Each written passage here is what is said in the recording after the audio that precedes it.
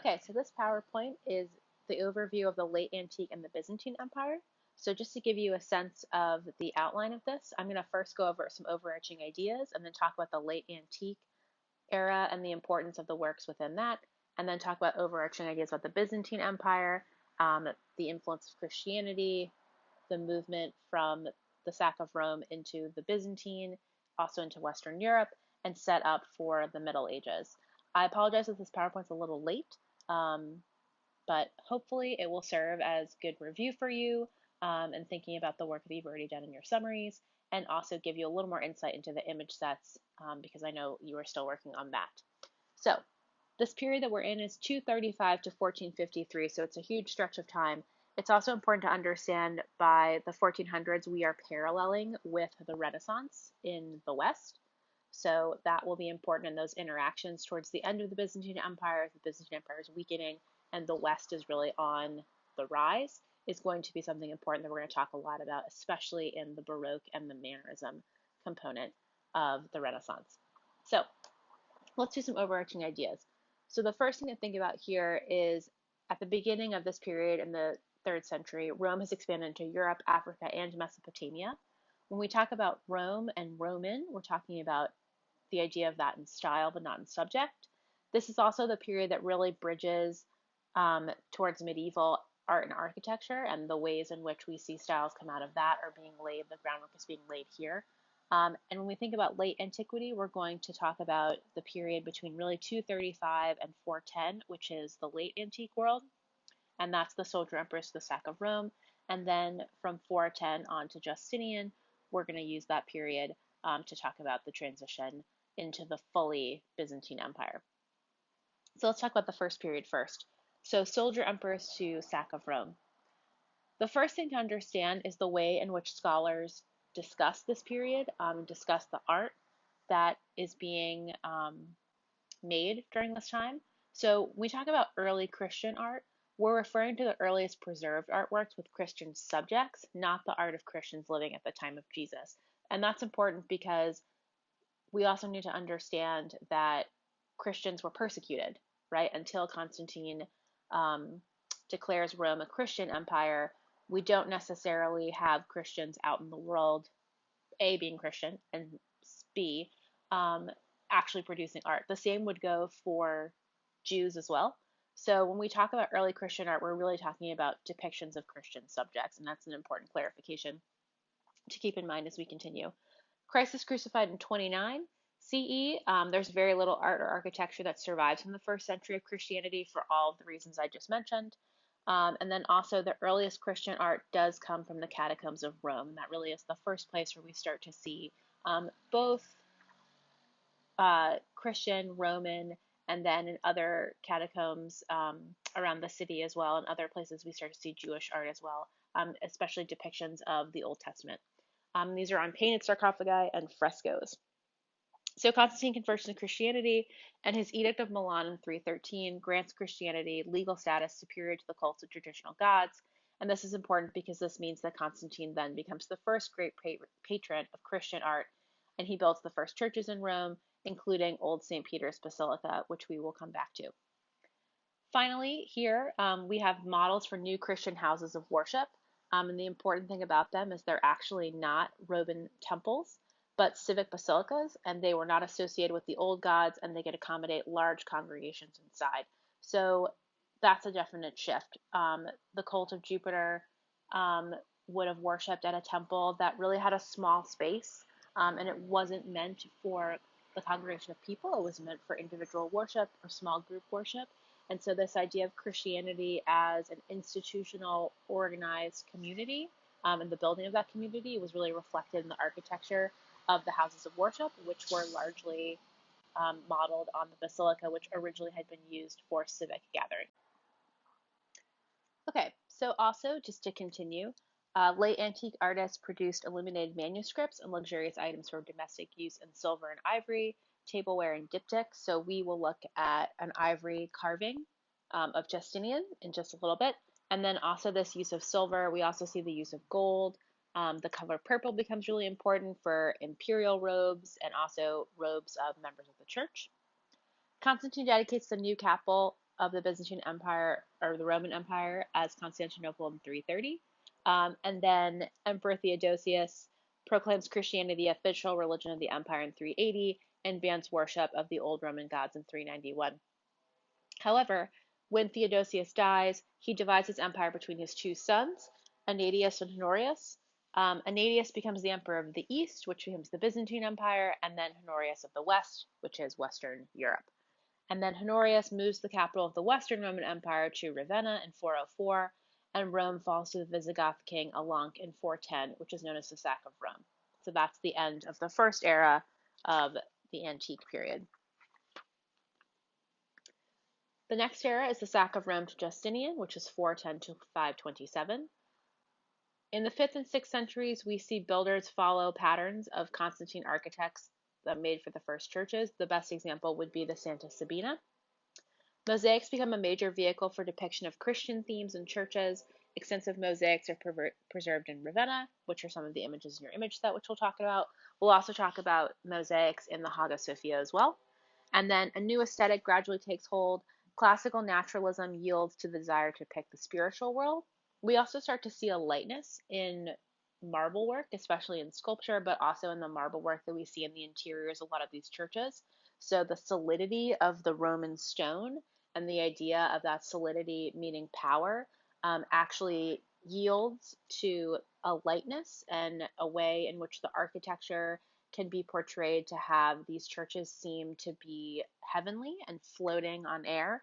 There's a great description by Procopius, who was a historian of the Justinian era, describing the dome of the Hagia Sophia as if it was just suspended in air, which is really interesting. So that shift is definitely a nod to the focus on the spiritual as the empire fully embraces its really kind of theocratic principles and starts to embrace the religion and the power that the emperor has as both a religious authority and also a political authority.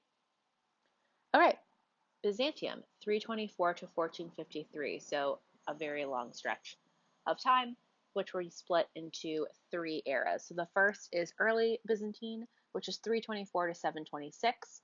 Within this period, we see Constantine founding Constantinople as the center of the Roman Empire. Justinian builds the Hagia Sophia. Maximianus dedicates the San Vital at Ravenna in 547. We also see icon painting flourishing until Leo III bans it in 726. We'll talk a lot more about the icon controversy and the importance that it has.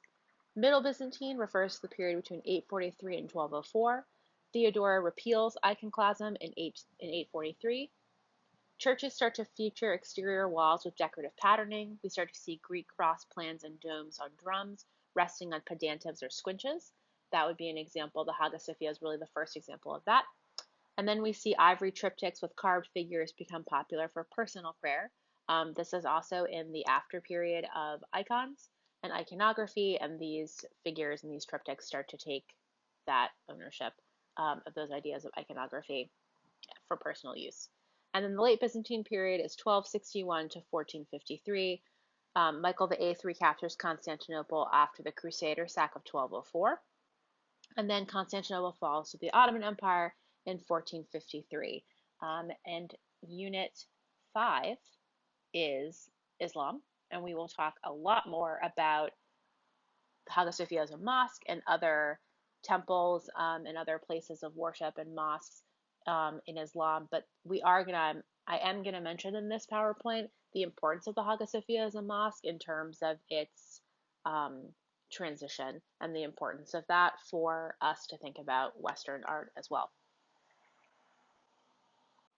So when we're thinking about the Byzantine Empire, we really are calling it the Christian Roman Empire. So the split after Theodosius splits the empire between his two sons, that split really does become permanent.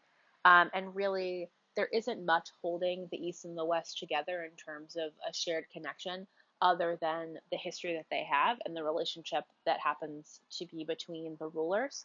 The East really stays as and is seen as the Christian Roman Empire, the holdout from the old Roman Empire until the conquest of Constantinople in 1453. And the western part of the empire is really bogged down with constant issues with different Germanic tribes. Those tribes, of course, are behind the founding of really kind of the modern West in terms of those countries, such as England, such as Ireland, such as France, um, such as north of Italy, and also Spain.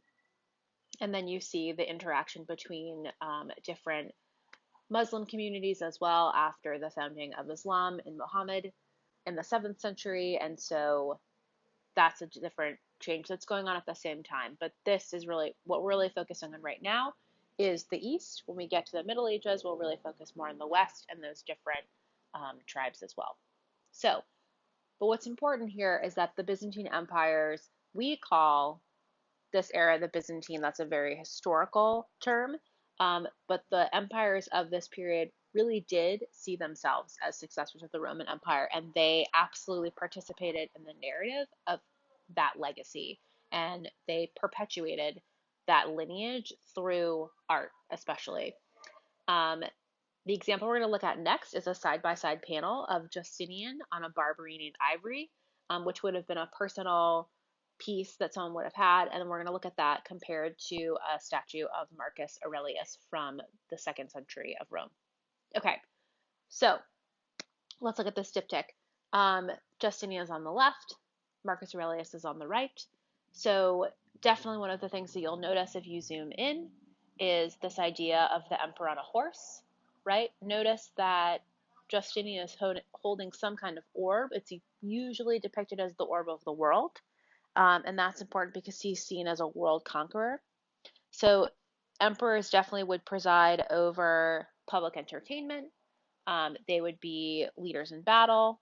They would always be featured on mighty horses, right? And they would have received tribute from their enemies. So the grandeur of the Marcus Aurelius statue, I think you can see, is very much paralleled in just this component of the diptych, but then you see all of the other components that Justinian would have had in his realm and under his authority, which is really important.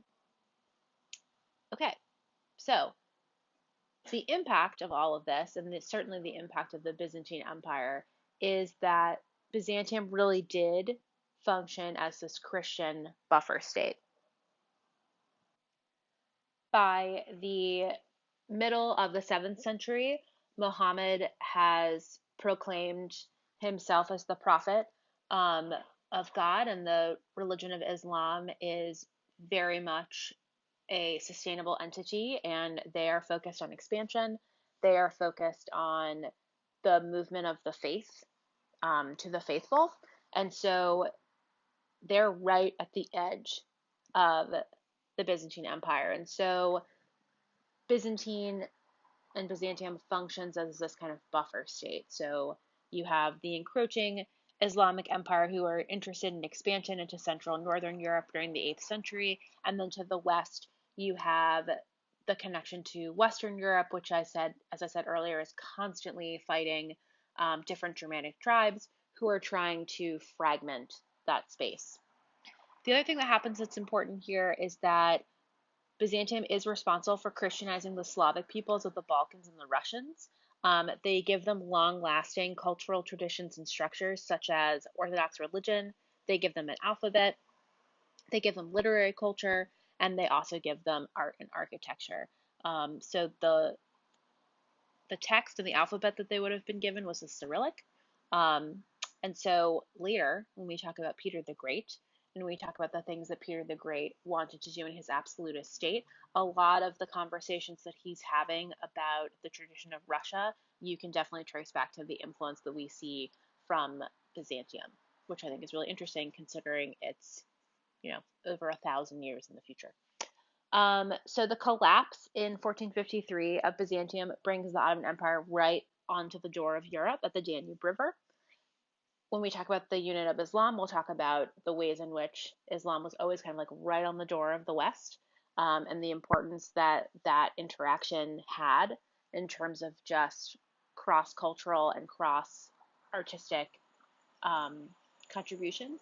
Also, the importance of trade, right, is also giving us those exchanges.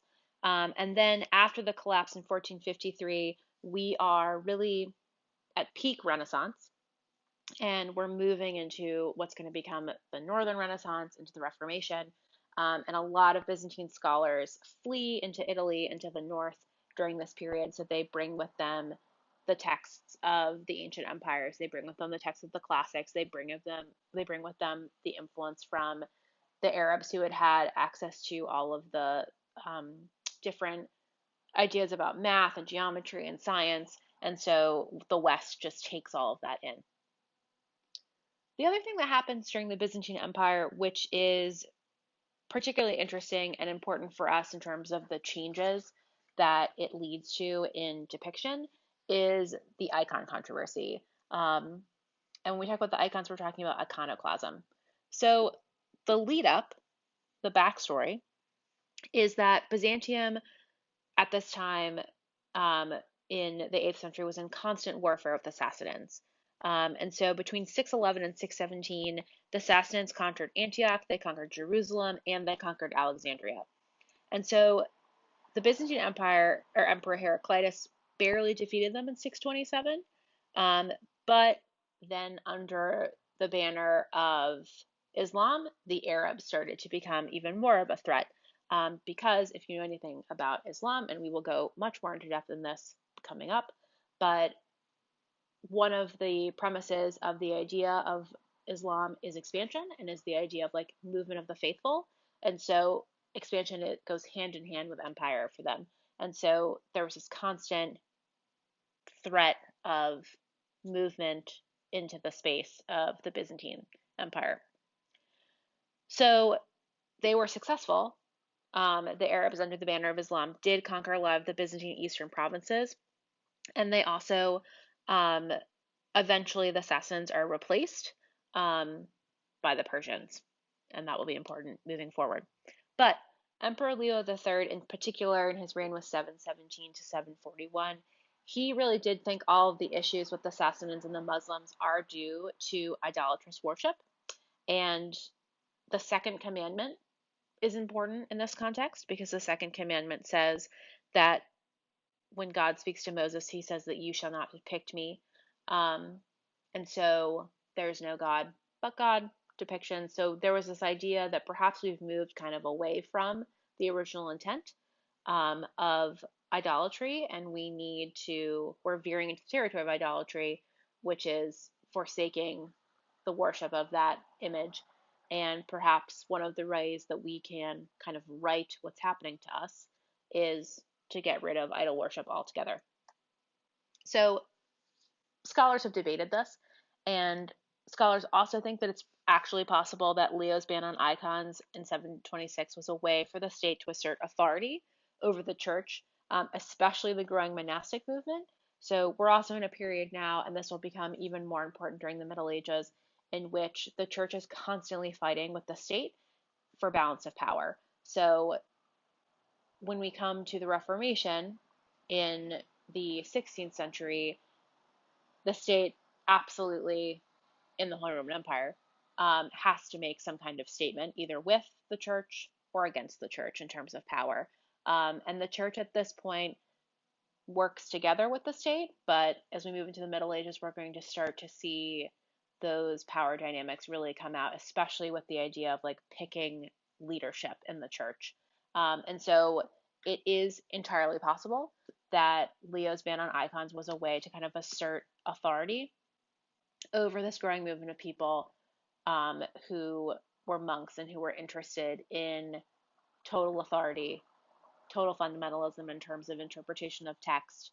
And this was a way that he could reassert the authority of the empire itself. Because again, Byzantine is the Christian empire, so that's really important in terms of that narrative and that legacy. So for more than a century, Byzantine artists produced little new religious art, but we do see the rise of symbols, especially the cross. So we have a downturn in terms of figurative depictive art, but we see an uptake in the production of different imagery, such as the fish. We see the image of the cross, like I just said, and also those images become very important components of early medieval art as well. Based on the second commandment, as I said, terms that you need to understand the difference between iconoclasm is the destruction of existing images. So when Leo banned icons, not only were you not allowed to produce any new work that depicted icons, but we got rid of the existing ones. So if you were an iconoclast, you were a breaker of images. If you were an iconophile, you were a lover of images. And the impact of all of this is that we have a lot of images that were destroyed, and this really does affect our knowledge of Byzantine art history. We don't have total knowledge of the works that were produced. And this happens pretty typically in history, and it has to do with just uncovering and access. And one of the things that's so great about history that I think I've mentioned before is that we're always discovering new things. So as a scholar, you can find new interpretations or new works from people, and particularly in art. I think that's especially interesting. If you think about all of the work that we have uncovered after World War II and things like that, and even now, kind of a non sequitur. But even now, we still have new works. There was just new Renaissance works that were discovered by women. We also just found those new tombs in Egypt, which I shared that link with all of you, and then new murals in Pompeii. So it's ongoing. But definitely, we have a gap in knowledge in terms of Byzantine art because of the icon controversy. Okay, so one of the things I'm going to start doing in these PowerPoints, especially for these next couple of units, um, and I would really appreciate your feedback on this. If this is something that you find really beneficial to you, I'll keep doing it. But I thought just because the image sets are pretty dense, um, they are pretty well known. There's a lot of scholarship on them, so there's a lot of different interpretations. I thought what I would do is for each of these periods, I would go through the major images and really kind of give you backstory or interpretations, ideas, things to think about, so you have a base that you can always kind of pull back and listen to if you need it. Okay, so image 48. So the images I'm going to talk about and the rest of this PowerPoint are image 48 through 52. So the Catacombs of Priscilla through the Hagia Sophia. Okay, so the Catacombs of Priscilla. In Rome, more than 5 miles of burial sites. These are narrow passageways excavated from Roman tufa, which is soft stone. So they would be dug, and then they could be 3 stories deep, and people would be buried within them in narrow passageways. So the catacombs themselves, the land was donated by a wealthy woman named Priscilla, who had first donated the land for her family, and then later the Christian community was buried within there. By the 5th century, there are 40,000 tombs that have been located. So the larger rooms in the catacombs are called the cubiculum. So the Greek chapel, the orant fresco, those would be within a cubiculum. The horizontal shelves that you see here are called, for burial, called the loculi. And then most of the tombs that we see in these catacombs were for people who were poorer in terms of social status. But you definitely had wealthier people. Obviously, Priscilla was wealthy. She donated the land. And you would have wealthy people buried. And usually how the burials would work is people would be covered in shroud, and then they would be placed in these shelf-like slots, the loculi. If they were poor, they were usually covered with terracotta. If they were more wealthy, they would be covered with a slab of marble. And then they were all covered with plaster, and they were often painted. Okay, so let's look at these images. So the first thing that we want to think about is the catacombs, as I said earlier, is where we see the earliest Christian art in the 3rd century. So one of the questions that scholars always ask is, it's kind of late. Why so late? We think the potential reasons is that a lot of the art just doesn't survive, which that makes sense to an extent, right? It's a very, very long time ago. If you are not practicing proper restoration techniques, right? If you've ever gone to a museum or if you've watched videos, if you haven't done this, I highly recommend that you do, because conservatory work is really interesting from a museum standpoint. And if you're listening to this and you're like, oh, I really wish that I could, email me and remind me, because I have worked on an exhibition about restoration of artwork, and I have a million videos for you to watch, and it's really, really cool. Even though I don't dabble in that, I do more curatorial stuff, but it's a really cool process to see how works are preserved. But that's a very modern thing that we do now in an institution like a museum. So we weren't really focused on preserving the work. So it's very possible that just time, weather, climate change, right, just have these works deteriorate. And so we just don't have them because they don't exist anymore. The other idea is that we don't actually have a Christian vocabulary, right? So I said early on that when we talk about Christian art, we're talking about the subject, not depictions of art by Christians. That has a lot to do with the fact of their persecution, right? And so people weren't potentially actively using vocabulary to depict their faith in ways that we can quantify. And then we also think that potentially this idea of what becomes the icon controversy was much more embedded in society than we thought. So, this idea that people really did follow the second commandment and people really did follow it and not depict figurative work because they were Christians and they wanted to follow the commands as they were given to them. So, these are all potentially true. And it's definitely something that historians talk about and debate. And so I would be interested to know what you all think based on your knowledge as well. But let's talk about the images within your image set. So you have, for the image set, for this one, you have, just to recap, we're going to go backwards. You have, this is an extra image. This is just the inside of the catacomb. So I just wanted you to see it if you've never actually seen it on the interwebs or you've seen it in person. And then these are the three that we are focused on. So this is the Good Shepherd fresco, this is the Orant fresco, and then this is the Greek chapel. So let's talk about the Greek chapel first. So the scenes within the Greek chapel are scenes of divine intervention. And these are people who suffered during their faith. An example would be one of the stories from the book of Daniel, which is the three youths in the fiery furnace. And so this is an Old Testament story. So the three youths were asked to worship the pagan golden idol, and they refused, and they were burned alive, but then they were saved. So it's interesting, right? It makes sense that we would have some fiery Old Testament images, and we would certainly have images about people who suffered for their faith or who were martyrs, because the purpose of these catacombs, right? It was a burial place for a population that largely wasn't allowed to practice in public, right? That they were discriminated against. A lot of them probably were martyred, right, in many ways. So the idea that the depictions and the stories and the narratives that surround their tombs or on top of their tombs, I think makes sense given the context. We also have New Testament scenes within the Greek chapel. We have the Adoration of the Magi, we have the raising up of Lazarus, we have scenes of miracles of Christ, and this is very early Christianity, and this is very on brand, let's say, for early Christianity, which did focus on Christ and his teachings. And so one of the things that we can think about in terms of how to synthesize that is, why does that make sense?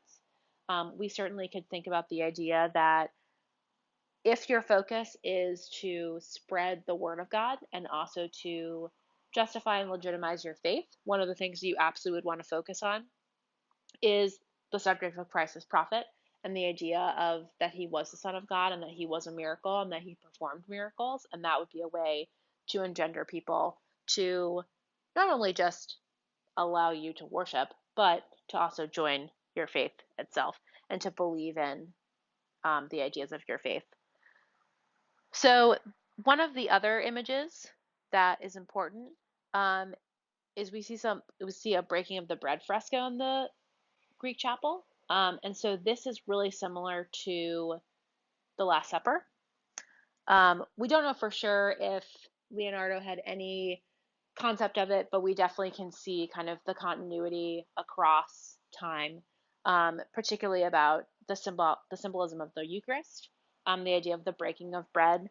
And so this is really important because it does reference liturgy, and it does reference the liturgy of the Last Supper. And so it isn't depicted exactly as the Last Supper. It's definitely very similar to it, but historians definitely can draw some parallels and say this is really important. These are things that people held in great weight: the importance of the Eucharist, the importance of the liturgy of the Eucharist, etc., as like building again that narrative of their faith. Okay, so let's look at the Orant fresco. So this is this is a cubiculum of veiled women. It's a ceiling fresco. This is a woman depicted at 3 times in her life. So it's a reference to the woman that's buried in the space. On the left, this is her being married. On the right, she's sitting in her chair nursing. We also think this is probably the chair that was used for her during childbirth. And then the third image, the central image, is what's known as the Orant pose. And so this was a very typical type of pose that would have been used, and it still is used in Christian narrative. It's a pose of prayer meant to represent the woman in the afterlife. So it's the idea that the hope of the family is that she would enjoy a blessed afterlife. Her eyes are upward to heaven. She's looking to heaven as salvation and her place in heaven. And then her face is especially naturalistic, but her hands are oversized, which is really important. And so you can think about the symbolism of having her hands, which are outstretched, right, up to God, and the importance of that symbolism, as that was something your eye would particularly go to, because she's definitely, we don't have the concept necessarily of linear perspective just yet, but you can certainly look at how she's depicted in terms of against this trio. It does look like she's standing a little in front of the other two images because this is her space that she lives in now, one could say. All right, the other image here is the Good Shepherd fresco. So this is on the shallow dome of a ceiling. It's Christ depicted as the Good Shepherd. So this is the focus image right here in the middle. He's surrounded by 3 goats. One is over his shoulder. This is reminiscent of the contrapasso stance, which would have been the Roman stance, right? If you're familiar with, refamiliarize yourself with Unit 2. Christ is young in this depiction. He has no beard. There are 2 trees with doves right there. And this is the idea that Christ will care for his followers like the shepherd of his flock would care for the animals. You also can see within this depiction are symmetrical peacocks. So the image is symmetrical within that circle. And this is definitely suggested to be Christ is between the worlds of heaven and earth, God on earth. And so then we would think about this idea of the duality of heaven and earth for ourselves, and the spiritual and the physical. Next, we have image 49, the Basilica of Santa Sabina in Rome, circa 432. So as I mentioned earlier, the basilica is a form of adaptation. So in the time of Rome, basilicas were large public spaces for congregation. It differs from the idea of what would have been the temple and just in terms of its size. And so the adaptation of this form of the basilica used instead now for worship is significant, because it suggests that we're looking at the community of the Christians, right? The Roman Empire is the Christian empire now, and so we need large public spaces in order to worship because we are a community of the faithful. Something else that's important about the basilica is it has a central axis. We also see the emergence of an apse, and also the emergence of a nave. So this next set of images, you have the floor plan. These 3 images right here are within your image set. This is just a better view of the nave, and then this is a better view, obviously, of the apse. But I've also included here just a little floor plan, just because this will be important to see the change over time of these structures, especially when we get into places like Notre Dame. So the apse is the semicircular altar space at the front. It's usually semicircular or polygonal. It's the termination of the main building in the Byzantine. And then the nave is right here. It's the central space, and it's flanked on either side by aisles.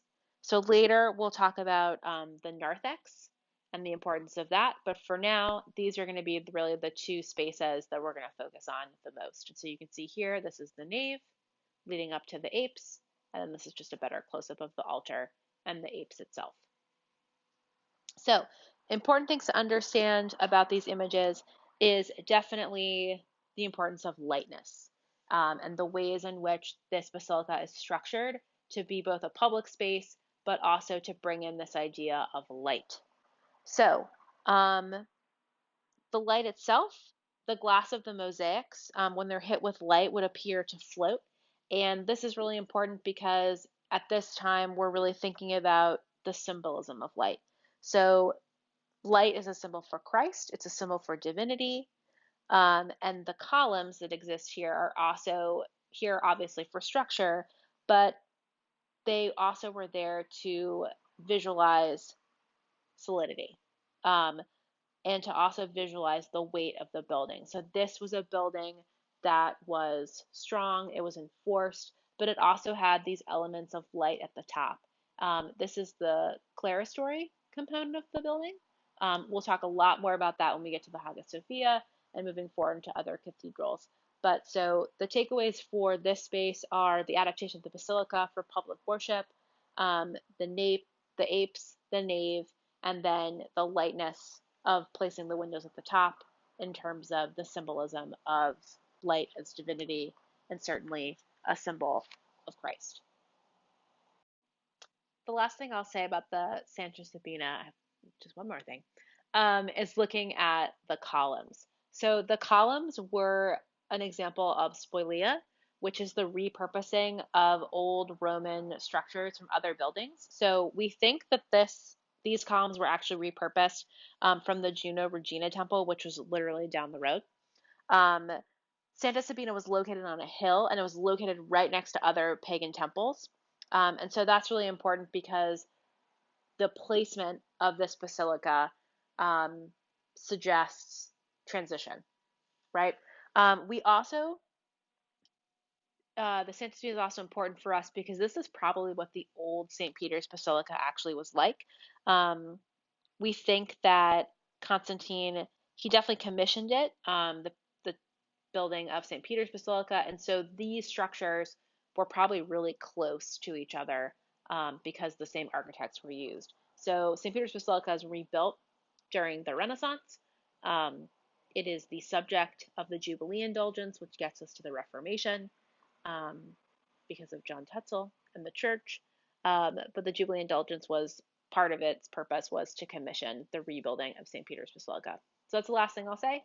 We probably know what old St. Peter's looked like based on this design, and then also the importance of these guys right here, the spolia. Okay, let's go to the next image. So image 50 is the Vienna Genesis. In particular, two scenes, Jacob wrestling the angel, and then Rebecca and Eliezer at the well.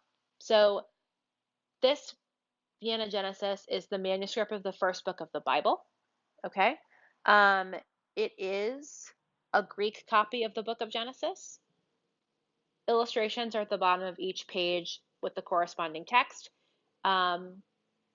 It's written in Greek. That was also important because one of the things that's interesting about the Byzantine emperors in particular is even though they wanted to attach themselves to this legacy of the Romans, they spoke Greek.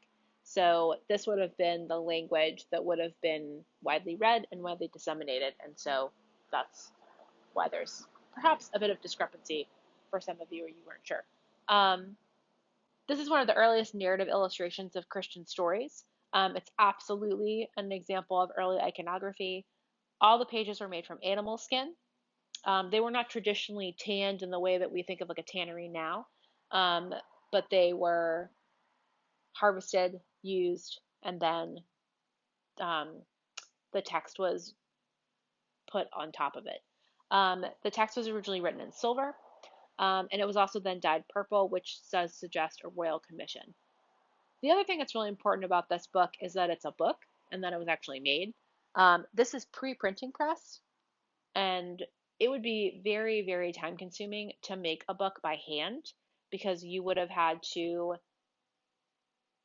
inscribe all of the text, whereas a printing press, right, one of the things that's the best part about the printing press is you put typeface down and then you continue from there. So this isn't even, when we talk about Asian art later, this isn't even like wood blocking, it's not even like carving, it's actually like inscripted into animal leather. So the amount of time that would have been put together to make this book is incredibly significant. Okay, The two images that you are going to be responsible for, the first one is Jacob wrestling the angel. So let's talk about that one. So this is a narrative, starts here and it continues through. So Jacob wakes up and he leads his family across the river. So this is the river and that's the bridge. We know that Jacob is in the brown with the red tunic. So here, here, right? After they cross the river, he's leading his servants and wives across the river. After they cross the river, Jacob gets separated and he meets a man. He wrestles with the man, who we interpret to often be an angel. And the angel blesses him, and this is something that Jacob wants. And so it's important because it is a connection to the Old Testament patriarch Jacob, who was called Israel. And so this is seen as an important transformation in Jacob's life when Jacob becomes Israel. So we have a lot of characters in Christian biblical history, right? We have Saul that become Paul, and this is one of the first, Jacob becoming Israel. So things that you can look at here in terms of this story is that we see the artist trying to stretch linear narrative, right, in the space of a book. So this is one page, and this would have been, these pages are typical. So you have the text at the top, the story, and then you have the one page to depict the entire narrative. So if you think about a story like Jonah and the whale, right, or the story of Job even, or even the story of Adam and Eve, right? That's a lot of narrative to suspend in a small space. So just the sheer effort of that is substantial and significant.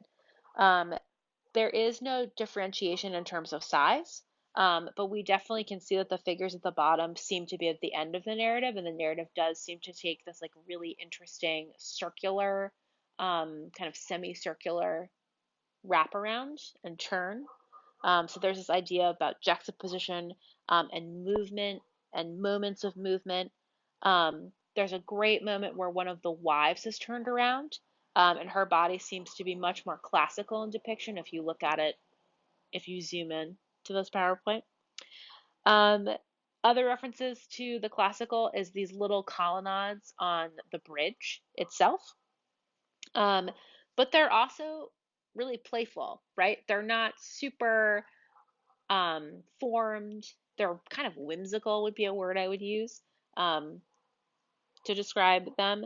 And this idea that it's a suggestion or a harkening back to the classical, but also this movement forward into the Byzantine era itself. And so another component that's very typical of this era of early Christian art in Byzantine is your sense of perspective is definitely really skewed. We know obviously that's two-dimensional, but we don't have a sense of foregrounding other than we think that right, we obviously can see that the narrative is moving, but definitely like the movement and the height and the volume of this component of the depiction is again like almost on the side of whimsy, right? And that's significant because there is this level of kind of the symbolic and the importance of the illustration in terms of like its figurative suggestion. So the second image in this image set is Rebecca and Eliezer at the well. This is a story from Genesis 24. Abraham, who's the prophet, wants to find a wife for his son Isaac, and he sends his servant Eliezer to find one. Eliezer takes 10 of Abel's camels, and he stops at the well to give them water. And when he's there, he prays that Isaac's future wife would assist him, and then Rebecca arrives. And so Eliezer knows the story about God intervening, and he says and thinks that God has intervened to create this marriage for Abraham's son. So it's a really good story about the importance of prayer and the importance of faith, but also God intervening in the service of one of his chosen to provide lineage that would continue on. So the illustration has really two episodes. The first episode is at the top, where Rebecca leaves her town to get water, and this is her town right here. So Rebecca leaves her town to get water, and then the second component of the episode is her and Eliezer at the well and helping him. There are a couple of really interesting classical elements similar to the story from Jacob, but also a little different, which is important to note. The first is we have the emergence again of these like very interesting, playful colonnades. We also see a movement to shade, and this idea that the shading of the camels can denote the front and the back of them. But we also have two other elements which we don't see in the previous image. We have this reclining nude woman, and we also have the fortified medieval city. So I want to talk about the reclining nude woman first. So the reclining nude woman next to the river is absolutely a recognition of the classical past. Um, she's not a part of the story. There's no interaction even with Rebecca and her. It almost seems as if she's even stepped over her, right, to get to the next component of the story. But she definitely personifies the source of the well's water. So this idea that Rebecca has stopped at the well, and then it's there that she becomes the wife of Isaac, and the importance of God like bringing her to the well, right? Um, this is definitely important with the idea is that rivers and other bodies of water um, were definitely important, and they were definitely common in the classical world, and they were necessary, and so they're often depicted as being extremely important, right, just in terms of the linkage that they had. Um, the figure's sensuality, though, is also important because it's emphasized by her reclining pose and her nudity. And it's a direct contrast to how covered up Rebecca actually is, if you look at the way in which they're both depicted. And so this would definitely be another thing that's very typical if you wanted to contrast between classical and early Christian art, is that women were heavily clothed, um, whereas we have a lot of reclining nudes and women who are not as fully clothed, um, and their sensuality is really more on display. The other component is this idea of the walled city that Rebecca is coming from. So it's not naturalistic. Like the columns, it's very much more symbolic in terms of what it suggests as a period of transition. It suggests like this medieval symbolic city. So one of the things that we can take away from this image, I think especially, is that we're in a period of transition, right? The Byzantine Empire is a culture of transition. It's a culture of transition. And so these transitions are going to continue as we get to the Church of San Vital in Ravenna. So image 51.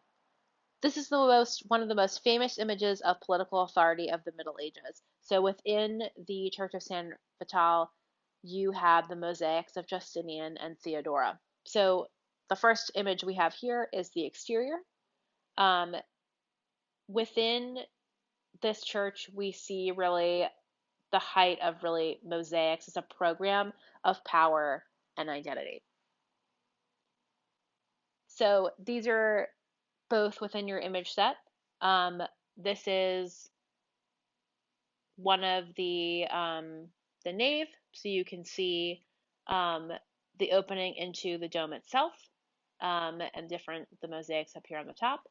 I've rotated the image from your image set because I wanted you to see, well, I wanted you to see it not rotated, but obviously know that north, it would have been rotated to the left. So over here you have the Nanthex. And so the Nanthex was typical of this time, the time of Justinian. It's an entrance lobby located at the west end of the nave.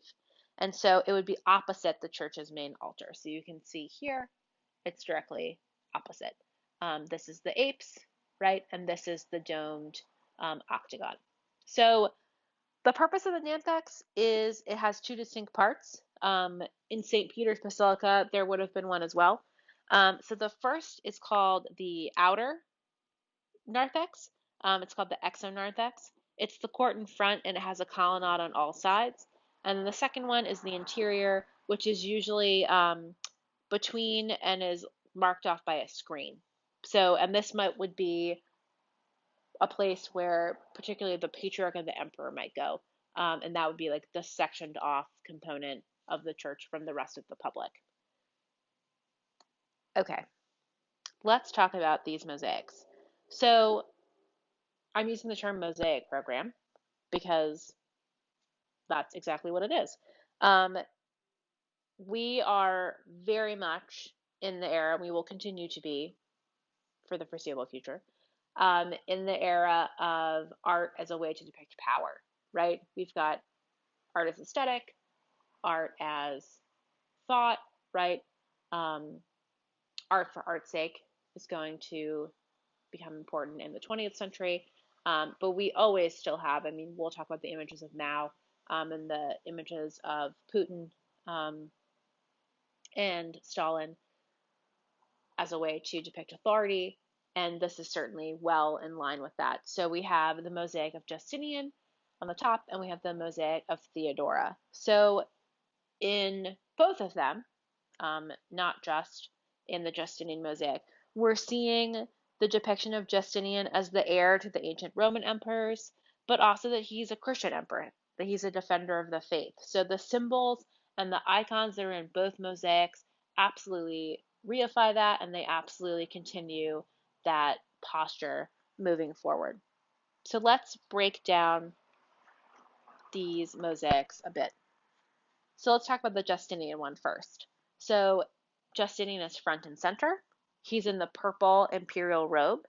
He's flanked by members of the clergy on the left, right? Important Bishop Maximianus of Ravenna. He was the man who dedicated the church. And then on the right, you have members of the imperial administration, and they are identified with purple stripes. And then you have military. So this mosaic establishes the central position of the emperor between the power of the church and the power of the imperial administration and the military. So this is important because, as I was saying earlier, we are entering a period in which we are really starting to see, at this point, we have reached a type of compromise, let's say, where the emperor is situated in the middle between the religious, the state, and the army, the sword, right? As the medieval period continues, we're going to see the breakdown of these power structures, and it's not going to be as across equality in terms of the idea of shared power. But at this point, it's clear in this mosaic that Justinian has religious, administrative, and military authority. Let's talk about what they're holding. So, the first priest is holding the censer of incense. The second is holding the gospel book. Maximianus is holding the cross.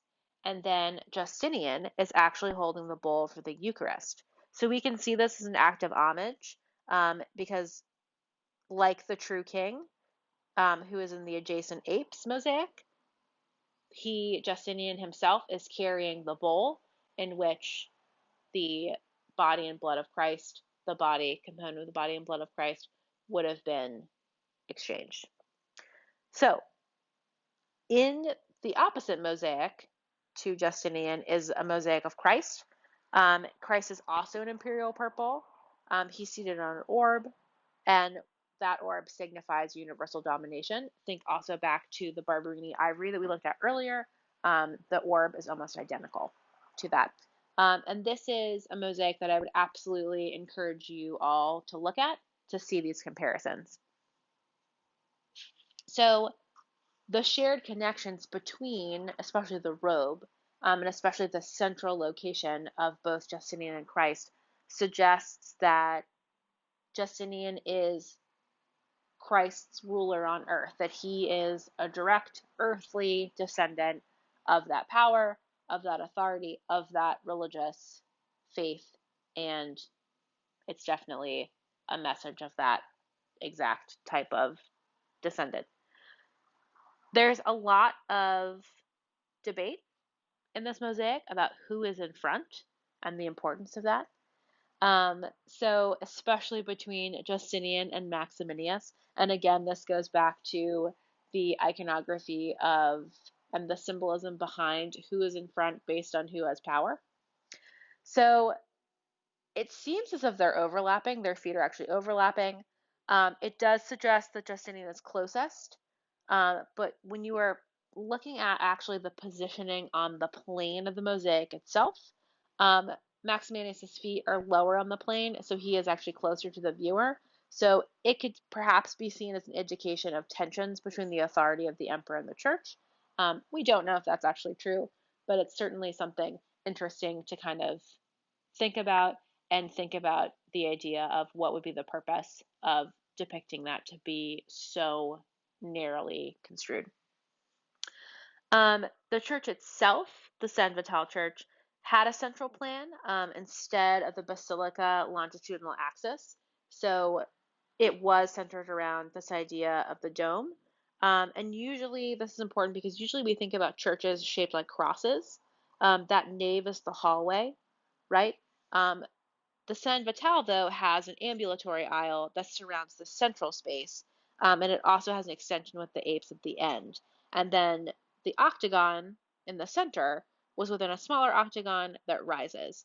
Um, the exterior brick was taken from the ancient Roman buildings, and the walls were also, like in the basilica, structured with a lot of windows. And so the light would shine off these mosaics and it would just totally change and heighten the importance of these mosaics in terms of symbols of authority itself. So let's lastly talk about the mosaic of Theodora. So the Theodora panel, if we think about this in comparison to the Justinian panel, it's almost a total mirror, right? With an exception of there's a bit more business around here. But in terms of the structure of the depiction, in terms of the placement, in terms of the dress, we can definitely draw some parallels. So Theodora ruled as a co-equal to Justinian. So you can see that definitely reflected in the mirroring of their central stance. She's shown with a crown of pearls, emeralds, and rubies. She also has a halo in the way that Justinian has one as well, which is asserting that religious authority and also her own divinity. She's carrying the chalice for wine, so Justinian has the bread, the bowl of the bread, the body, and she's got the wine, which is the blood, right? She's surrounded by her attendants from the imperial court. The curtain raised on the far side seems as if she's about to take place in the holy ceremony of the Eucharist. So the emperor and the patriarch would often sit together and they would go behind a screen to participate in that holy sacrament. And so often during Mass, the public wouldn't necessarily participate in that component. This is a really good example of new iconography. So Justinian and Theodora actually never came to Ravenna. But certainly it's as if they were there. And certainly when you're in the church itself, you see the iconography of them up in those mosaics. And when the light hits those mosaics, it's as if, again, this idea of like floating and the divinity and the important symbolism that this has. The other thing that's important about this church is it absolutely does help to continue the program that Justinian was engaged in during his reign, which was to develop orthodoxy, which is to develop uniformity of faith among the faithful. And so these religious depictions of leaders as religious authority absolutely help to move that program even further. Okay, last but not least, we have image 52, the Hagia Sophia, located in modern day Istanbul, Constantinople back then, built between 532 and completed in 537. It is seen by many scholars as the symbol of Byzantium. It was dedicated under Justinian in 537. This church is not the original church, it's in fact the third iteration. The first one burnt down, and the second one also was the victim of riots, particularly the Nika riot during Justinian's reign. So the first thing, though, I want to talk about is I actually want to talk about the columns in the Hagia Sophia, and I think that the columns present a really interesting transition from Roman to this Byzantine architecture. So on the left, we have an Ionic column, and on the right, we have the columns in the Hagia Sophia. So this column is derivative, certainly, of the classical Ionic order. You see the shrunken volutes appear at the corners, and then it does transition to where it is supposed to be round, and where it would support the round column underneath. So interestingly enough, though, if we look at really kind of the difference in depiction here, as I said earlier, one of the things that happened during this transition from the classical to the Byzantine Empire and the Byzantine era is this idea of lightness. So this column was made out of stone in the Hagia Sophia, but it doesn't look as heavy and as formidable as the Ionic one does. So the capital itself actually appears very, very light. It looks more like filigree. It looks more like hammered stone. And that has to do with the intricate level of the carving of the stone. So the stone is deeply drilled in. It creates shadows. Its aesthetics absolutely contradict its task.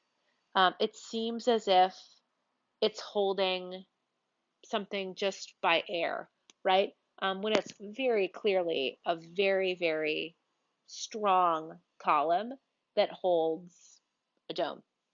So that is definitely something that you could talk about in terms of transition, is the transition and the project of this transition from the Ionic and the solidity of Roman architecture to the idea of the spiritual divine lightness. So next, we have the dome itself. So the Hagia Sophia was known as the Golden Dome that looked as if it was suspended from heaven. The faithful attributed the structural success of the Hagia Sophia to divine intervention. Procopius, who, as I said earlier, was a historian of Justinian's time, wrote about the Hagia Sophia that the huge spherical dome makes the structure exceptionally beautiful, yet it seems not to rest upon solid masonry, but to cover the space with its golden dome suspended from heaven. And this excerpt from his book of history of the time becomes the legend and part of the lore of the church itself.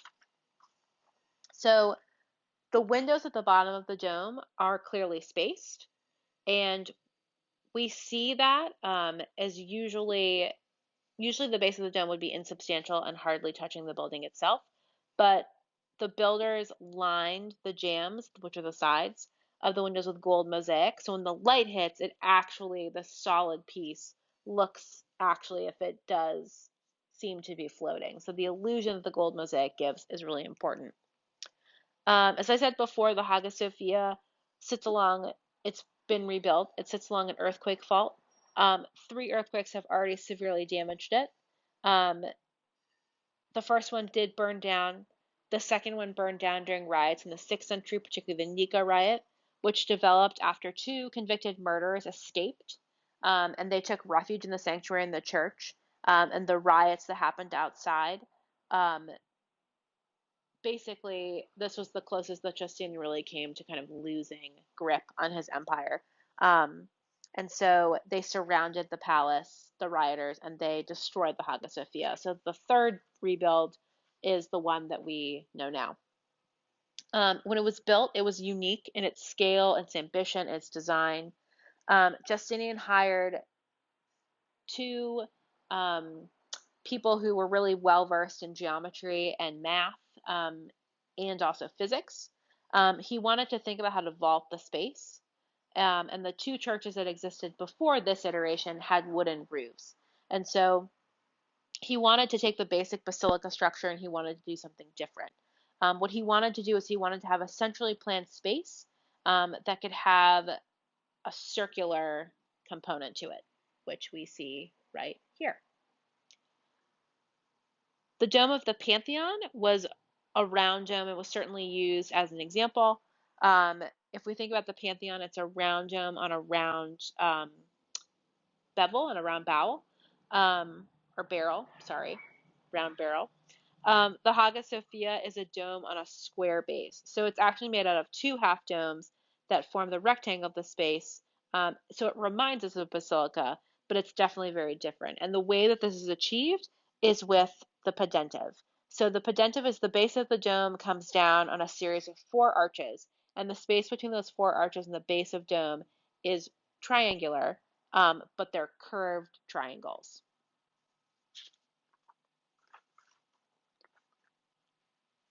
So again, if we look at this picture, we see the idea of the light, and we also see here the structure that we're starting to flesh out of the pedantive.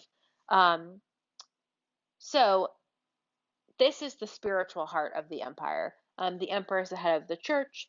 Justinian is very invested in the program of him as the head of the church, and so he appoints the patriarch.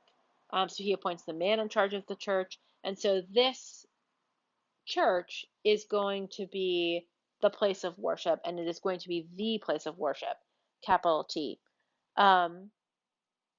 What's important, though, is when the Ottomans sack Constantinople, they turn the Hagia Sophia into a mosque. And the Ottomans employ a very similar program in that they also portray themselves as descendants of the Romans. And so they keep the building of the Hagia Sophia, and they just literally inscribe their own Arabic text over it. And they take down the images that would have been figurative Christian. So we're going to talk a lot more about the Hagia Sophia in the Unit of Islam, but I just wanted to also discuss a little bit about the importance of it transitioning actually over to a mosque. Is that the first thing is we lost the relics and the holy objects from it. And that also happens in 1204 when the Crusaders actually invade Constantinople. The Crusades, to recap, the Crusades were a program in which the Catholic Church was actually invested in taking the Holy Land back from Muslims. In 1204, though, the Fourth Crusaders actually owed Venice a ton of money. And so one of the things that they did instead of actually just paying the money back, because they could not pay it back, is they sacked Constantinople and they took the relics and the holy objects out of the Hagia Sophia and then used that. So we lost a lot of material already from that, but then when it transitioned over into a mosque, the mosaics are removed. And it's not because Muslims didn't recognize Christ as a prophet, but it is because of the Muslim idea of figural imagery. That, especially within religious space, if you are Muslim, you do not actively portray neither Muhammad nor the face of God, because you can't, because you would get farther and farther away from the truth of their identity through the idea of depiction. So that's one of the things that we definitely lose. But we gain this really brilliant Arabic calligraphy, which is an important component of Islamic art.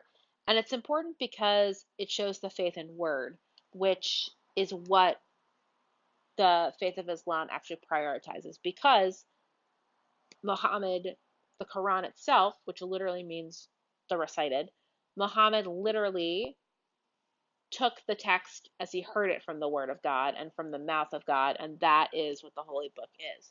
So to have text in the mosque would be the way to actually depict the word of God literally. At the apse, we have the mihrab, which is always pointed towards Mecca, which tells you where to pray. It is off center in the mosque itself because the direction of Mecca wasn't true east. The muezzin is also moved in, as well as the minbar. And then you also have the Sultan's Lodge, which would be if you saw a picture of the Hagia Sophia, and we will look at this when we look at the Hagia Sophia and the Unit of Islam. This would have been the place that the Sultan would have arrived to worship without moving through the public and moving through the crowds. And so that's important, the elevated staircase. So outside, the additions to the Hagia Sophia would be the minarets. And this is where the call to worship would be. Remember that one of the pillars of Islam is prayer of the faithful. And so the minarets that we see in the Hagia Sophia are very, very skinny.